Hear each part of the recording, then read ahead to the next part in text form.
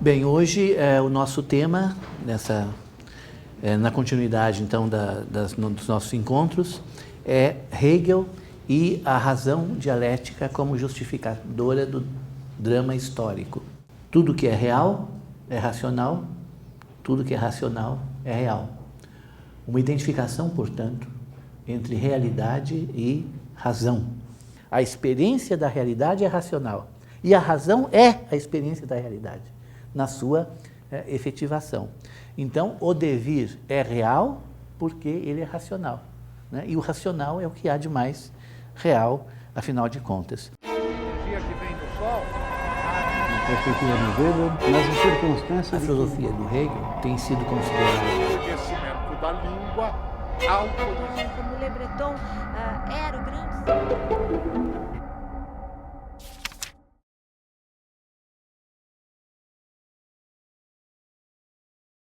Quando eu digo o presente faz sentido, né? A atualidade faz sentido, merece ser, né? Algo sobre o que o filósofo reflita, né? É porque essa atualidade veio a ser, se constituiu de maneira racional, de maneira determinada, né? Então, há uma frase, né, que o Hegel, há uma palavra que o Hegel gosta muito de utilizar, né, e que é encarnação. E no sentido mesmo religioso, no sentido cristão, né? Ou seja, o que acontece no fenômeno da encarnação do ponto de vista teológico, né? Você não tem mais a distinção entre Deus e homem. Você tem um homem-Deus e um Deus feito homem, né? Então, a encarnação é Deus que torna-se homem sem deixar de ser Deus. E um homem que é homem, é humano, sofre tudo que é humano, sem deixar de ser Deus. Então, isso é a encarnação. E o Hegel acha que não é por acaso que no cristianismo isso ocorreu, porque trata-se de mostrar como se esse fenômeno, né, da teologia cristã, estudado pela teologia cristã, quisesse nos indicar justamente em que consiste o devir e em que consiste a história, né? Consiste no quê? Consiste em que os fatos encarnam a razão. Então, essa frase do Hegel, muito radical, né? Muitos talvez acharam exacerbada e até, de um certo ponto de vista, perigosa, né? Os fatos sempre encarnam a razão. Não há como não ser, porque o real é racional, o racional é real. Então, não há fato real que não traga em si, né, a sua determinação racional.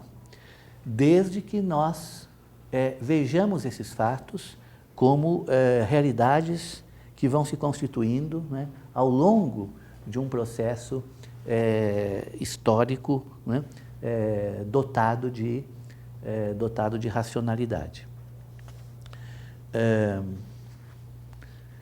Então, eu acho que podemos entender isso aqui de uma maneira resumida, me valendo de um trecho de um comentador do Hegel, que eu coloquei aí na biografia que foi distribuída a vocês, né, e que é o Bernard Bourgeois. O livro dele chama-se Hegel, Os Atos do Espírito, está aí na biografia que eu distribuí para vocês agora há pouco, né? Ele diz o seguinte, eu cito porque é uma espécie de resumo, né, daquilo que nós falamos até agora. Ele diz o seguinte: então, é possível apreender e explorar praticamente o sentido do presente, percebendo neste aquilo pelo qual ele é um momento do sentido total ou absoluto. A atualidade do presente se oferece ao olhar preenchido pelo Espírito universal, pelo Espírito divino providencial ou pelo Espírito do mundo propriamente dito, né? Então, o que ele está dizendo aqui é o seguinte, qual é o sentido da encarnação?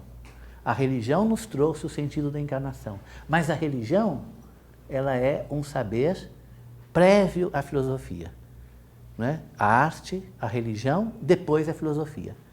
A arte e a religião antecipam a filosofia, mas a filosofia que realiza o saber. Então, quando a religião me traz o fenômeno da encarnação, ela está indicando aquilo que a filosofia vai realizar, que é os fatos encarnando a razão. Quer dizer, essa mesma relação que se dá entre o homem e Deus, se dá entre os fatos e a razão. Porque, como diz aqui o Hegel, ele usa essa expressão, o espírito divino providencial, o espírito absoluto. Quer dizer, a razão na totalidade do seu significado e da sua realização. Né? Muitos diriam, Deus dessacralizado, ou a razão, né, elevada ao divino, né?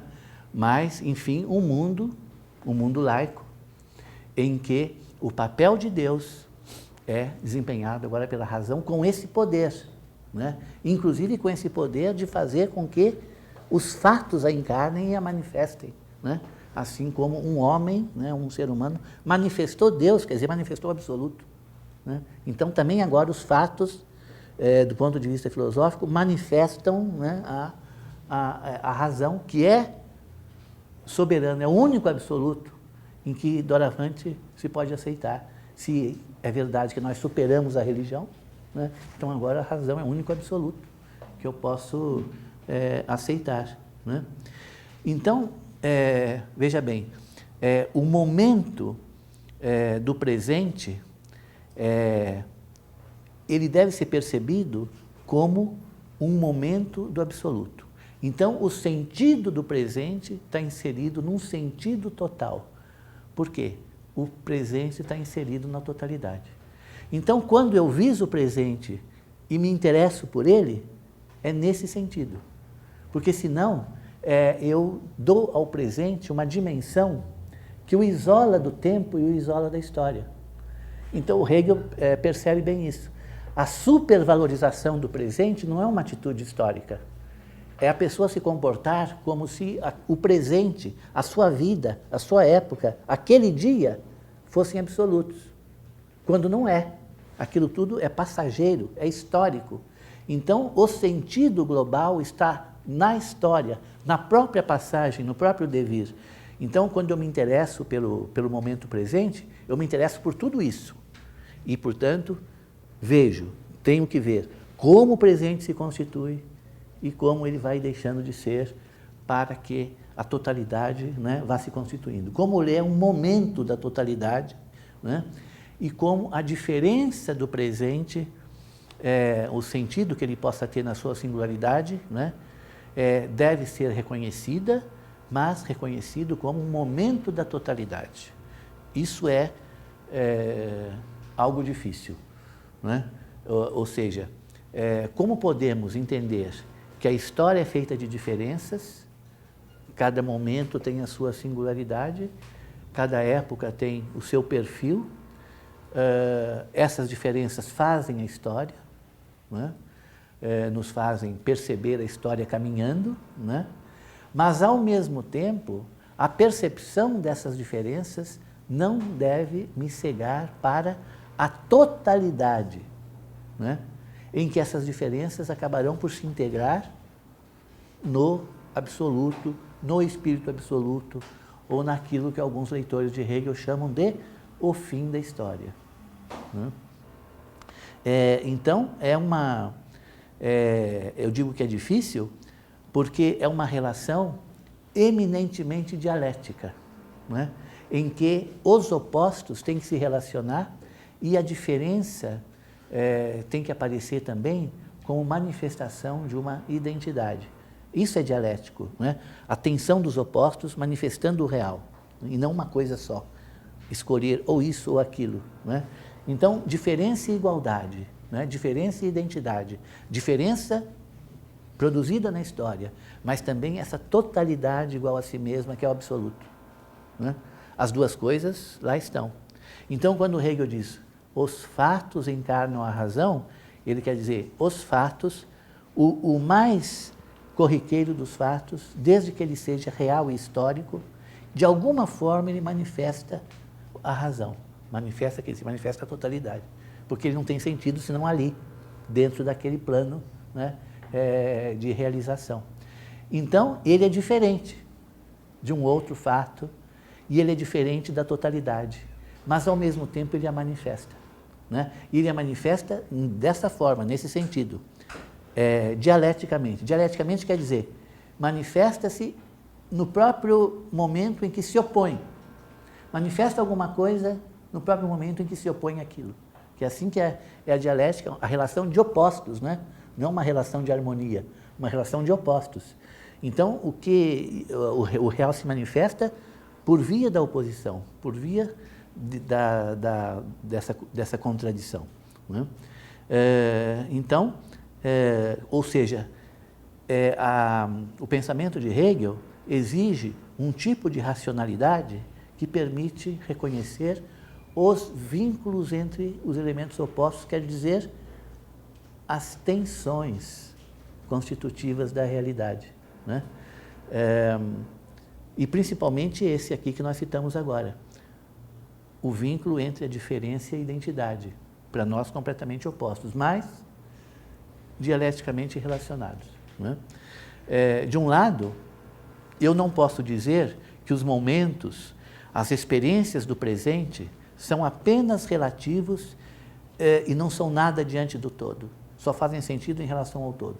Muita gente interpreta o Hegel assim, não é verdadeiro, quer dizer, há muitas frases de Hegel em que a impressão é que a totalidade impera de tal maneira que os fatos, as particularidades, as singularidades somem, não são nada, né? Não é bem assim, porque a totalidade é construída através dessa singularidade, né? Mas o Hegel tem frases que, por uma certa ambiguidade, levam a isso, e principalmente levam a interpretar como um desprezo da história enquanto sofrimento e constituição de infelicidade, né? Porque tudo vai acabar no absoluto, então por mais que se sofra, né? Por mais que as contradições sejam dolorosas, porque elas são históricas, então elas doem, não é apenas uma coisa lógica, não é só questão de lógica, né? É questão de experiência histórica. Ainda assim, o absoluto aparece no horizonte como síntese e conciliação, né? E o Hegel tem uma frase que muitos interpretam nesse sentido de um certo desprezo pelo sofrimento concreto, né? Ele diz o seguinte, as feridas do espírito se fecham sem deixar cicatriz, né? Ou seja, tudo aquilo pelo que a humanidade passa, se a humanidade é o espírito, na realização, na direção da autorrealização absoluta de si mesmo, então o que acontece? Com todas as feridas que vão acontecendo pelo meio do caminho, se fecham e não deixam cicatriz. Então, mas não é como se não fosse nada, né? É que é próprio do espírito a superação dessas situações de contradição e de dor, né? Nessa direção que o Hegel insiste, digamos assim, a sua herança clássica, né? O absoluto tem ainda que ser posto, né? Como meta da filosofia, meta do saber e até mesmo meta da experiência histórica. Então, para que a gente possa compreender isso, é preciso entender o modo pelo qual as contradições devem ser pensadas. E essas oposições aqui devem obedecer essas duas exigências, né? Quer dizer, a necessidade racional, um certo encadeamento racional e as diferenças que fazem as singularidades e, portanto, nesse sentido também, as dores pelas quais a humanidade passa e que são irredutíveis e insubstituíveis, né? Como experiência vivida, né? Então, como manter essa conciliação? A exigência do universal, em que tudo está cicatrizado, curado, conciliado. E, ao mesmo tempo, essas diferenças onde a ferida do espírito aflora, se manifesta, né? E a humanidade, então, percorre uma via de sofrimento, de contradição e etc. Como conciliar, como pensar essas duas coisas ao mesmo tempo? Para isso seria preciso pensar de modo profundamente dialético. Há quem ache que nós ainda não chegamos nisso. Quer dizer, depois de Hegel, depois de Marx, ainda não se constituiu um pensamento dialético. Porque em nós a força da razão analítica é tão forte que nós acabamos reduzindo o que seria o pensamento dialético a algo que acaba sendo análise, unilinearidade, porque isso é muito forte na nossos hábitos mentais, né? Então, é por isso que nós ficamos perplexos diante dessas exigências opostas. Como pensá-las? Só dialeticamente. Mas será que conseguimos, né, pensar verdadeiramente de modo dialético, né? Há quem diga, por exemplo, que o marxismo, principalmente na sua fase ortodoxa, né, esteve muito longe de pensar dialeticamente. Aplicava os esquemas de causa e efeito, como faria, por exemplo, um Kant. Nesse sentido, não era muito diferente. Então, quando eu digo, por exemplo, que a consciência é reflexo das condições objetivas da realidade, eu estou dizendo que as condições objetivas da realidade são causa da consciência. Bom, um filósofo do século XVIII não diria coisa diferente se ele tivesse que se expressar sobre esse assunto, né? Então, a dificuldade de pensar dialeticamente é que talvez esteja aí nessas dificuldades todas, né? A maneira pela qual nós ainda não teríamos conseguido superar, né, os hábitos de pensamento analítico e, portanto, aquilo que está no núcleo do pensamento do Hegel ainda estaria por se realizar, porque não se conseguiu pensar, nem ele mesmo, nem o próprio Hegel teria conseguido levar a dialética, né, à sua radicalidade. Então, nesse sentido, vendo os fatos através dessa dupla exigência, a singularidade que faz a diferença deles e a universalidade na qual eles estão inseridos, eu focalizo o presente. O presente é o meu tempo singular, mas esse meu tempo singular está inserido numa universalidade que vai desembocar no absoluto. Então, a atualidade se define dessa forma. Os fatos encarnam a razão. Quer dizer, os elementos constituintes da história, né, a dimensão social, a dimensão política, a ética, a economia, a organização do Estado, a relação entre Estado e sociedade, a constituição de sociedade civil, o indivíduo, tudo aquilo que a gente possa pensar, né, como componente da experiência histórica. Tudo isso deve ser compreendido ao mesmo tempo na dimensão das ocorrências singulares, quer dizer, na diferença em que isso é vivido. O indivíduo, por exemplo. O indivíduo é aquele que vive a sua diferença, né? A experiência dele, a experiência individual, a experiência da diferença que eu faço, né, como indivíduo. E, ao mesmo tempo, momento do devir racional da totalidade. Eu, indivíduo, o que eu sou? O momento do Estado. O que é o Estado? Momento do devir, realização do devir, do absoluto, e assim por diante. Então, tudo isso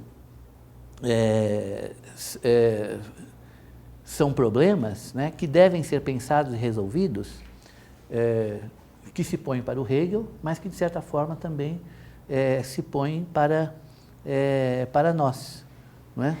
Quer dizer,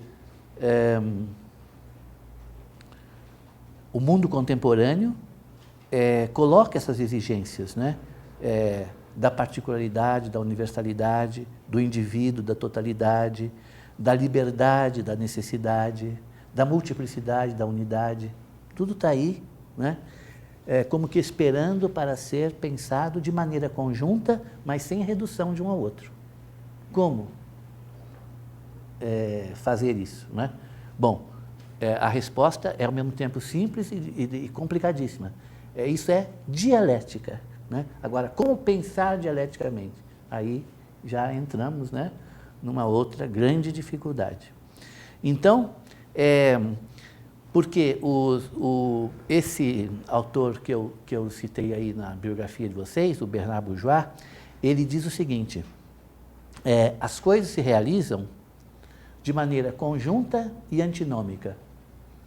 Quer dizer, as coisas estão juntas, mas se opõem uma à outra. Isso é que é dialética. As coisas estão relacionadas, mas de que modo? Por oposição, não por complementariedade, né? Por oposição. Então, estão juntas, mas se opõem. Então, entender esse modo pelo qual os fatos estão juntos, se associam, mas ao mesmo tempo se opõem. As coisas estão juntas, mas se opõem uma à outra. Isso é que é dialética. As coisas estão relacionadas, mas de que modo? Por oposição, não por complementariedade, né? Por oposição. Então, estão juntas, mas se opõem. Então, entender esse modo pelo qual os fatos estão juntos, se associam, mas ao mesmo tempo se opõem, né? Isso que seria necessário para entender como o universal se expressa no particular e como o particular, de alguma forma, manifesta, né? esse universal. Então, agora, uma coisa que nos aproxima também da crítica que vamos fazer depois ao Hegel, do ponto de vista dessa determinação racional da história, que é muito poderosa, né? É a seguinte, essas determinações racionais, elas talvez não atinjam o pormenor dos fatos empíricos na sua diversidade, na sua riqueza, digamos assim, né? Na sua complexidade e na sua multiplicidade, né? Quer dizer, o Hegel está preocupado com o universal, não é? Então ele acha que todos os fatos são determinados de forma universal. Podemos concordar com isso. Agora a questão é a pergunta seguinte seria essa: como? Como é que cada fato, na sua singularidade empírica, é determinado pelo universal? Mostre isso no plano dos fatos, não é? Porque isso sim é a realização da dialética, né? O universal, que é o oposto do particular, está conjugado com ele. Como? Não é? Então, isso o Hegel não encontramos na filosofia da história do Hegel, porque aí há um desequilíbrio para a afirmação das determinações racionais dos fatos. E essa tese, os fatos encarnam a razão, portanto, eles são universalmente determinados. Mas isso fica ainda longe de um mergulho, né, nos fatos, de tal maneira que a questão da relação entre o universal e o singular se realize, né? Muito bem achada essa questão de que há uma relação de encarnação, né? Porque quando nós falamos em encarnação, nós falamos de uma dialética entre a união íntima e a separação absoluta, que é o caso do homem-deus, é o caso da encarnação no sentido do Cristo mesmo, né? É o que há de mais íntimo e, ao mesmo tempo, mais oposto, né? Isso, então, é um excelente achado, porque quando eu digo que a relação entre o universal e o singular se dá dessa maneira, eu estou realmente preservando, né, a diferença do singular e a força do universal. Não estou reduzindo um ao outro. Uma coisa, por exemplo, é dizer que o particular se subordina ao geral, né? Como todos os números se subordinam à série aritmética dos números, né? E aí o que eu faço? Eu igualo tudo, né, e fica simples fazer a relação, né? Uma relação puramente lógica. Mas quando eu digo que tudo aquilo que se relaciona com o universal se relaciona pela mediação da sua própria singularidade de cada um, aí fica muito difícil, né, entender como essa relação acontece. E, no entanto, é isso que tem que ser entendido, não é? Porque a experiência histórica, não é? O Hegel não quer aplainar a experiência histórica e dizer que tudo se equivale, ou então não tem expressão nenhuma, os fatos, os indivíduos, nada. Tem expressão. É tudo válido, é tudo real, não é? Justamente. Então é preciso que a singularidade e a universalidade se conjuguem dessa forma. Por isso que a encarnação, né, é um termo forte que quer dizer isso. Então, a partir dessa dificuldade é que nós podemos apanhar um pouco o que nos interessa e que depois vamos voltar a isso de uma maneira mais crítica, né? Que é a exploração que o Hegel faz da modernidade, né? Ou seja, como compreender a modernidade por via dessas determinações racionais, mas também por via das singularidades e das diferenças, que são muito fortes, porque a modernidade é a época do indivíduo. Então, como o indivíduo, a singularidade afirmada até o extremo, pode se conjugar com o império do universal, né? E o Hegel não é e não pode ser muito claro a esse respeito mesmo, né? E ele sofreu, então, críticas nesse sentido. Já o Kierkegaard, no século XIX, né, filósofo dinamarquês, já criticava o Hegel nesse sentido. Quer dizer, qual é a realidade? O que é real? Quando você olha para o mundo, o que você vê como real, né? Você vê coisas particulares, indivíduos singulares, isso é que é o real. Quando você vai desses indivíduos particulares, singulares, diferenciados, para um universal, você passa da realidade para o conceito, né? Então, Kierkegaard acha que o Hegel, ele realiza uma espécie de perversão filosófica, aquilo que todo filósofo, bem ou mal, acaba por fazer, né? Que é reificar o conceito, quer dizer, inverter as posições, né? O indivíduo é real, mas o universal também é real, ou mais real até, né? Então, o Kierkegaard acha isso absurdo, porque você destitui a realidade, né, da sua condição em prol daquilo que é o conceito. Quer dizer, você confunde lógica com realidade, né? E aí, então, você o que faz? Você reifica, você não tem mais meios de separar, né, a singularidade individual daquilo que é o conceito que te permite compreendê-la. E o afã, o desespero de compreender, né, leva a esse privilégio do conceito, porque a realidade individual, na sua singularidade, talvez seja irredutível a algo mais do que ela. Essa é a questão. Será o indivíduo compatível com alguma coisa que, sendo mais do que ele, possa englobá-lo? Ou o indivíduo deve sempre ser compreendido na sua singularidade e sempre que sairmos dessa singularidade, vamos para o artifício, vamos para alguma coisa que é o conceito, que é uma estratégia racional, mas que o Kierkegaard chega próximo de chamar de ideológico, né? Porque é a razão produzindo estratégias, né, para pôr-se a si mesma nas suas categorias, né, lógicas, como algo mais importante do que o real que ela deveria compreender. Então, ela tem, no afã de compreender a realidade, ela acaba, o que vem acontecendo, né, viria acontecendo desde o Kant, né, voltando-se mais para si mesma, que, no entanto, é o meio de compreender, do que para as coisas, para a realidade, que seria o fim, que seria a finalidade, né? Por isso, essa exacerbação do conceito, do universal, ou do pensamento categorial, né? Então, não sei se essa crítica, quando dirigida ao Hegel, ela é inteiramente justa. Mas o Kierkegaard tem essa crítica, ela é famosa e muito repetida, exatamente por conta disso, né? Quando você não compreende o indivíduo colocando-o num sistema, né? Você compreende o indivíduo nele mesmo, né? Quer dizer, você não compreende uma realidade dando a ela um conceito, né? Não posso deixar de contar a vocês, só para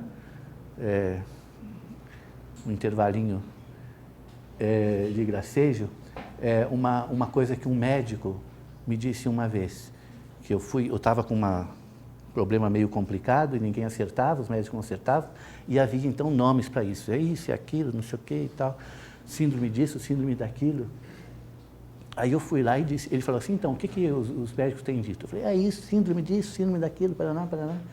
Aí ele disse assim, você faz filosofia, você é professor de filosofia? Eu falei, sou. Ele disse, você sabe o que os médicos e os filósofos têm em comum? Eu falei, não. Quando eles não sabem o que é alguma coisa, dão um nome. Então, o Kierkegaard está fazendo um pouco essa acusação ao Hegel, né? A impossibilidade de compreender a singularidade faz com que ele dê a ela um nome geral.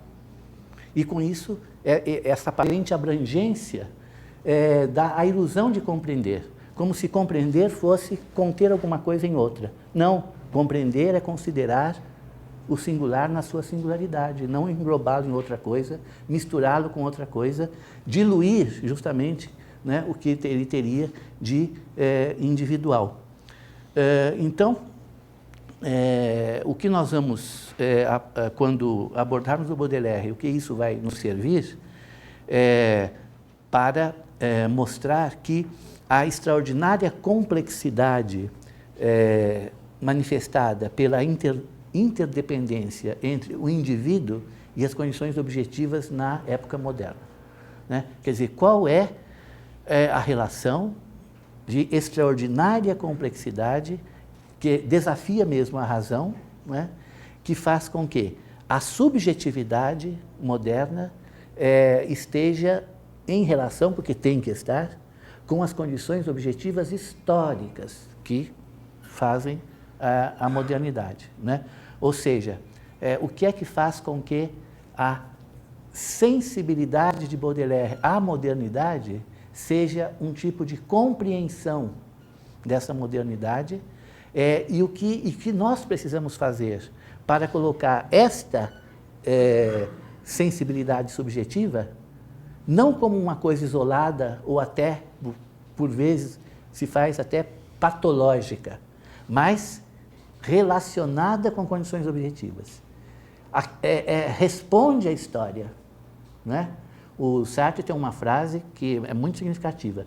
Ele diz, a única maneira de responder às exigências que nos são feitas pela história é desenvolver uma neurose. Então, todos nós desenvolvemos um projeto neurótico de existência, né? E o que diferencia são os perfis desses projetos neuróticos. Porque a inserção da subjetividade na universalidade histórica, a partir das condições em que o indivíduo é engendrado, só pode ser neurótica, né? Então, você começa com as diversas usinas de neurose, né? Primeiro vem a família, depois vem a escola, depois vem o trabalho. Então, as diversas fábricas de neurose, né, vão, então, produzindo a inserção, que, portanto, só pode ser neurótica, né? Mas não adianta nada dizer é neurótico. É preciso explicitar, compreender, né, esse projeto neurótico que é de cada indivíduo e, ao mesmo tempo, é alguma coisa que a modernidade produziu em todos, né?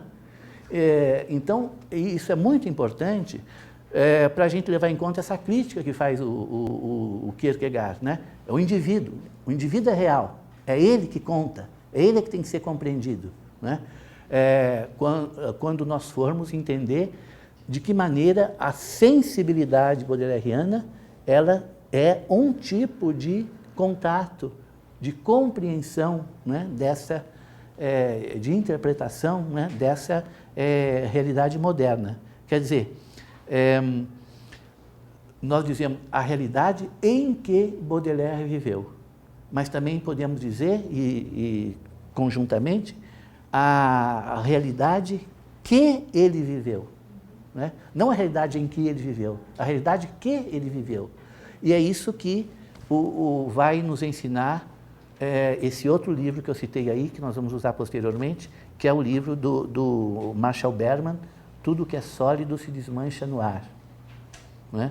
Onde justamente ele mostra que ou nós apreendemos a modernidade através dessa fusão, né, do subjetivo e do histórico, que é uma forma de realizar a fusão entre o singular e o universal, né? Ou então nós não aprendemos. Se mantivermos a separação, perdemos aquilo que é o mais importante, né? Quer dizer, a fusão da subjetividade individual com as condições objetivas de uma época, né? Por isso que há quem diga, como Sartre, que essa relação é sempre neurótica, né? Aí cabe, né, verificar se é isso mesmo. Então, há algumas perguntas que a gente já pode fazer visando o nosso desenvolvimento. Próxima aula ainda vamos falar do Marx, nesse sentido, mais ainda da reflexão filosófica que se debruça sobre a modernidade, não é? Mas já tendo em vista essas perguntas a serem respondidas posteriormente, né? Quer dizer, qual é o alcance de uma compreensão racional que é, ao mesmo tempo, uma justificação, né? Quer dizer, a filosofia, na sua história, ela tem algo que aparece de forma muito nítida. Há uma fusão entre conhecer e justificar, né? Na filosofia clássica, isso é muito claro, né? Conhecer o mundo é justificá-lo, né? Então, o Leibniz, por exemplo, é exemplar. Ele diz, esse mundo que nós conhecemos, se o conhecermos bem, veremos que não há melhor possível. Não haveria melhor possível. Então, conhecer é justificar, né? Agora, de que modo a aplicação da razão a esse conhecimento justificador aprende a realidade ou deixa escapar muita coisa, ou até falseia, né, a realidade. Quer dizer, por exemplo, o que o Hegel faz, através das determinações gerais da razão, né, no entendimento da gênese das singularidades. Não seria, por exemplo, não incorreria, por exemplo, no risco de atingir, digamos assim, a forma da vida moderna nas suas determinações gerais, mas deixar escapar as nuances de conteúdo, de experiência, no sentido mais forte da palavra, né? Que é justamente aquilo que o Baudelaire procura aprender, contornando a perspectiva racionalista, né? Através de uma apercepção sensível, né, do mundo, mais do que de uma determinação racional, né? Quer dizer, utilizando uma distinção que o Benjamin fez, né? Muitas vezes a experiência, que é já a vida refletida, deixa escapar ou oculta a vivência, que é o modo imediato de relacionamento, né? Então, seria preciso compor uma atitude, né, tal que o conteúdo vivencial de uma subjetividade singular, aquele sujeito que vive, né, que é aquilo que os fenomenólogos chamam de vivido, algo muito, né, dentro da esfera da subjetividade. Esse vivido, claro, ele pode transformar numa experiência maior, uma coisa mais refletida, na direção do universal, né? Mas será que nesse processo não se perderia algo de característico, né, desse contato, desse conteúdo vivencial, portanto, singular, que, porventura, não seriam totalmente redutíveis às determinações gerais de ordem racional, né? Então,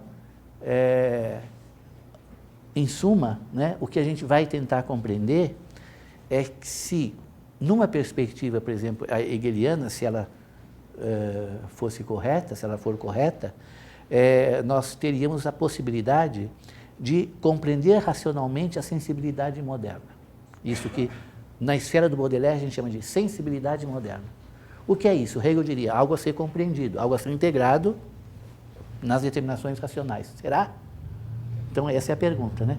Será que isso é integrável, é redutível, né, às determinações racionais, ou isso constitui uma outra maneira de estabelecer contato com as coisas, né? Então, se existe isso que os estudiosos chamam de sensibilidade moderna, né, e que nós vimos na aula passada o Foucault chamar de atitude moderna, atitude de modernidade, né?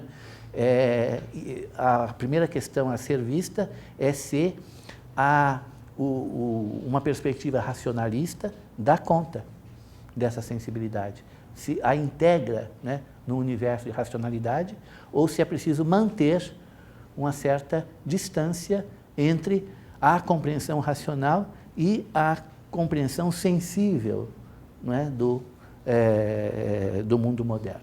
Né? Então, essas perguntas vão nos guiar nas nossas próximas aulas, e a próxima, que vai completar essa introdução, que visa mais constituir uma situação filosófica do olhar à modernidade, né? E que nós vamos então falar um pouco do Marx, notadamente do manifesto, né? Manifesto comunista, e usar bastante, eu vou usar bastante, a interpretação que é dada pelo Marshall Berman dessa posição do Marx diante da modernidade, né? Que esse autor, Marshall Berman, acha que é uma coisa que foi deixada um pouco de lado, né, pelos estudiosos, ou seja, a compreensão que o Marx tem da modernidade num sentido muito amplo, né? Quer dizer, não só uma compreensão no sentido de execrar a modernidade como sendo a exploração do homem pelo homem, mas de compreendê-la na sua necessidade, né? Quer dizer, hegelianamente, nas determinações que levam a esse estado contraditório, né?